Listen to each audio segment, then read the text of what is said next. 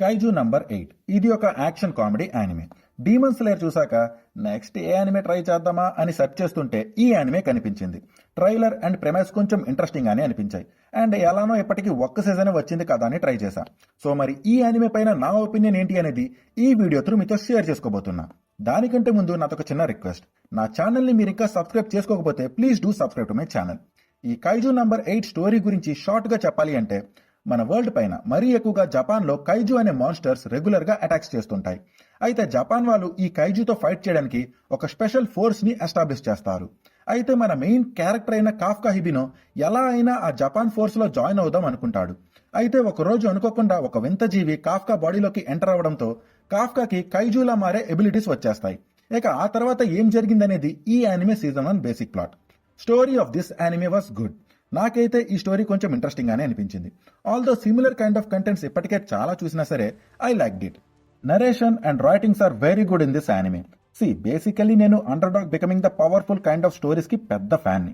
అలాంటి స్టోరీకి ఎలాంటి నరేషన్ అండ్ ఎలాంటి హై మూమెంట్స్ ఉండాలో అవన్నీ ఈ యానిమేలో ఉంటాయి. కాఫ్కా కైజుగా ట్రాన్స్ఫార్మ్ అయిన ప్రతిసారి మంచి హై ఉంటుంది.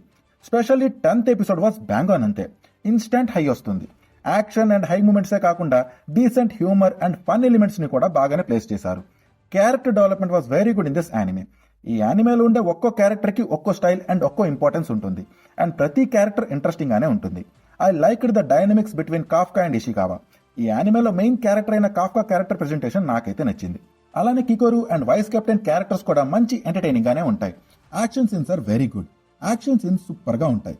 కైజు నంబర్ 8 చేసే యాక్షన్ సీన్స్ కంటే మిగిలిన క్యారెక్టర్స్ చేసే యాక్షన్ సీన్స్ ఎక్కువగా ఉన్నప్పటికీ కైజు నంబర్ 8 చేసే యాక్షన్ సీన్స్ చాలా సాలిడ్ గా ఉంటాయి, లైక్ ఏ వన్ పంచ్ అటాక్.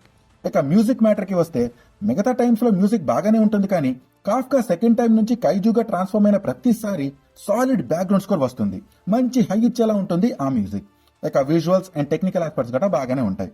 సో నాకైతే కైజు నంబర్ 8 సీజన్ 1 నచ్చింది and I really enjoyed this anime. మీరు రీసెంట్ గా స్టార్ట్ అయిన యానిమేని చూద్దాం అనుకుంటే వెంటనే కైజు నంబర్ 8 ని స్టార్ట్ చేసేయండి.